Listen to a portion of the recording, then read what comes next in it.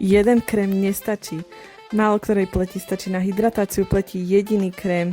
Ak už pleti dodávaš toho viac, no stále to nie je ono. Poď sa so mnou pozrieť na pár tipov, ktoré môžeš ešte urobiť. Tip 1.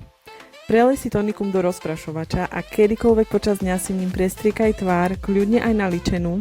Ak ťa to nenapadne počas dňa, môžeš si urobiť menšiu kúru ráno alebo večer, tak, že si tvár prestriekaš viackrát po sebe, takže každú vrstvu necháš zaschnúť a potom prestriekaš znova.